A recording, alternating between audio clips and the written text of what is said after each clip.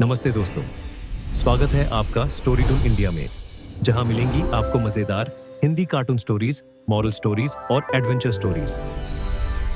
अगर आपको कहानियां पसंद है तो लाइक, शेयर और सब्सक्राइब जरूर करें। चलो अब शुरू करते हैं आज की मजेदार कहानी। खूनी कुआं।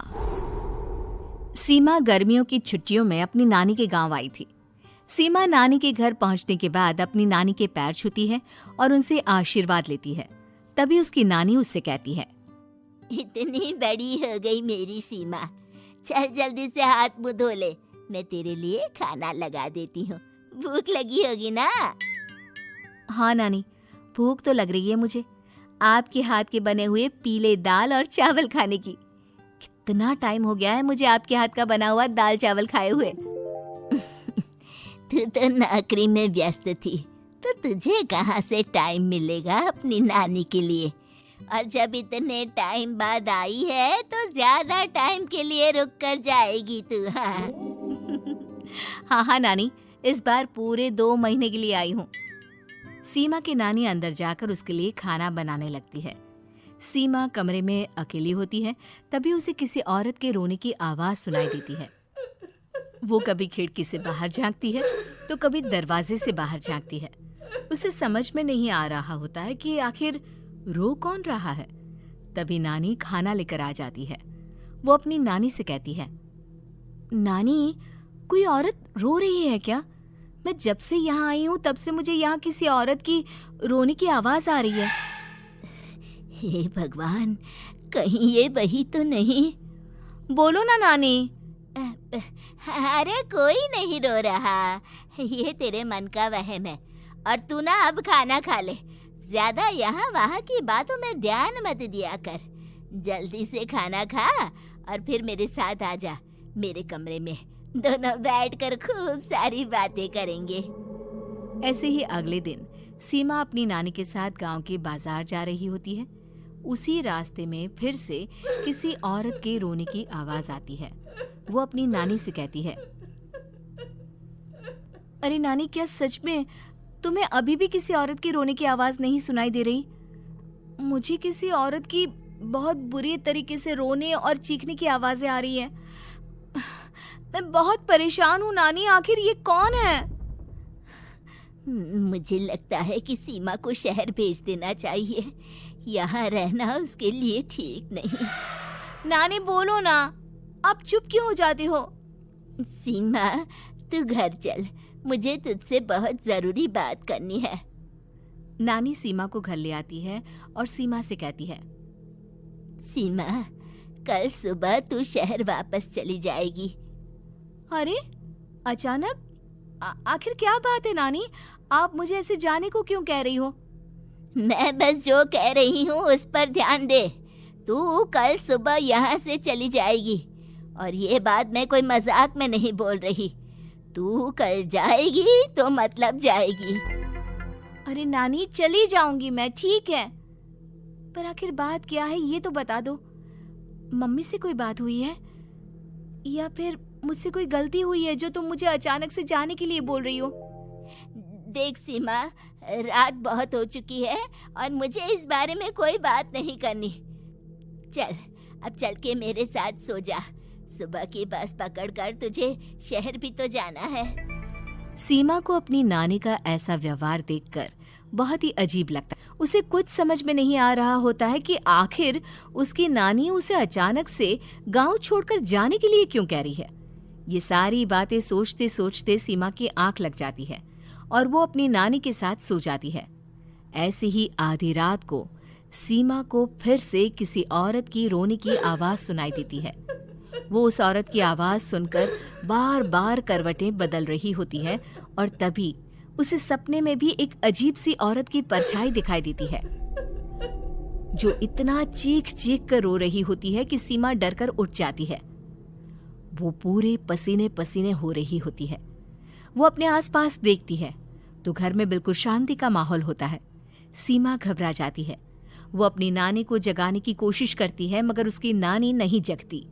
सीमा को फिर से उस औरत की रोने की आवाज सुनाई देती है। आखिरकार सीमा अपने आप को रोक नहीं पाती और वो घर का दरवाजा खोलकर बाहर निकलती है। आखिर ये माजरा क्या है? आज तो मैं पता करके रहूंगी। अब आवाज का पीछा करते हुए सीमा आधी रात को गांव के चौपाल के पास बने कुएं के पास पहुंच जाती है, जहां कुएं की चारों ओर बेड़ियां लगी होती हैं। उन बेड़ियों में लगे हुए ताले के साथ एक लाल रंग का कपड़ा और माता रानी का कलावा बंधा होता है। उस कुएं में से सीमा को किसी के रोने की आवाज आती है। सीमा परेशान हो जाती है। इस कुएं में कौन है? कौन है यहाँ? सुनो, कौन है? कौन रो रहा है? वो चिल्ला चिल्ला कर पूछती है और साथ ही लोगों को जगाने की कोशिश करती है, मगर किसी को भी उसकी आवाज सुनाई नहीं देती। अब सीमा खुद उस कुएं के पास की बेड़ियों और तालों को खोलने की कोशिश करती है और किसी तरह कुछ देर की मशक्कत के बाद सीमा उसको खोल भी देती है। और जैसे ही वो कुआं खोलकर उसके अंदर झांकती है, सीमा उस कुएं में गिर जाती है। इतने में उसकी नानी की नींद भी खुल जाती है और सीमा को पास ना देखकर नानी परेशान हो जाती है। नानी घबराकर पूरे घर में उसे ढूंढने की कोशिश करती है, जिसके बाद उसकी नानी और सभी लोग उस खूनी कुएं के पास जाते हैं और सीमा की नानी कुएं के पास खड़ी होती है। सभी गांव वालों और सीमा की नानी को सीमा के चिल्लाने की आवाज आती है। बचाओ, कोई मुझे बचाओ। मेरी बच्ची, हम आ गए, हम तुझे बचा लेंगे। नानी, मुझे यहाँ बहुत डर लग रहा है। यहाँ इंसान की कटी हुई मुंडिया, हाथ, पैर और कंकाल है और खून भी है। नानी, मुझे डर लग रहा है। आप सब मेरी मदद कीजिए, नहीं तो ये खूनी कुआं मेरी बच्ची को भी खा जाएगा। अरे मुझे तो ये समझ में नहीं आ रहा कि आखिर इस खूनी कुएं को खोला किसने। सालों पहले इसको इतनी मुश्किलों के बाद तांत्रिक बाबा ने बंद किया था। अरे पूरा गांव खूनी कुएं के बारे में अच्छे से जानता है, तो कोई भी जानबूझकर तो ऐसा करेगा नहीं। मतलब किसी ने अनजाने में इसे खोल दिया है भैया। सीमा को इस बारे में मालूम नहीं था और जब से वो यहाँ आई थी तभी से उसे किसी औरत के रोने की आवाज़ें भी सुनाई दे रही थी। कहीं सीमा ने ही तो उसे नहीं खोला। अगर ऐसा है तो फिर सीमा का बचना बहुत मुश्किल है। वहीं कुएं के अंदर सीमा रोते हुए बैठी होती है कि उसे आवाज सुनाई देती है, जो कुएं के बाहर खड़े गांव वालों में से किसी को सुनाई नहीं देता। आज सालों के बाद मुझे ताजा खून मिलेगा। तेरा खून पीकर आज मैं अपनी प्यास बुझाऊंगा।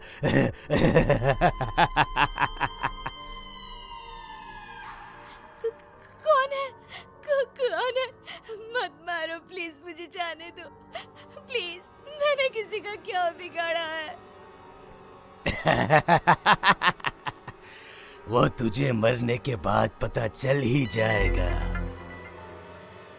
जितने में गांव वाले और सीमा की नानी कुछ सोच पाते, उतने में उन्हें सीमा के चिल्लाने की आवाज आती है और अगले ही पल सब शांत हो जाता है। क्या हुआ? सीमा, मेरी बेटी। माफ करना बहन, लेकिन अब सीमा वापस नहीं आएगी। हमें एक बार फिर से कुएं को बंद करना होगा। गांव वाले तभी तांत्रिक को बुला कर लाते हैं। एक बार फिर अपनी शक्ति से तांत्रिक बाबा उस कुएं को हमेशा हमेशा के लिए बंद कर देते हैं और वहां एक बोर्ड लगा दिया जाता है कि यहाँ आना मना है। उम्मीद है कि आपको हमारी ये कहानी पसंद आई होगी। कृपया हमारे चैनल को सब्सक्राइब करें और सभी अपडेट्स के लिए बेल आइकन जरूर क्लिक करें। और हाँ, वीडियो लाइक और शेयर करना मत भूलिएगा। Bye bye.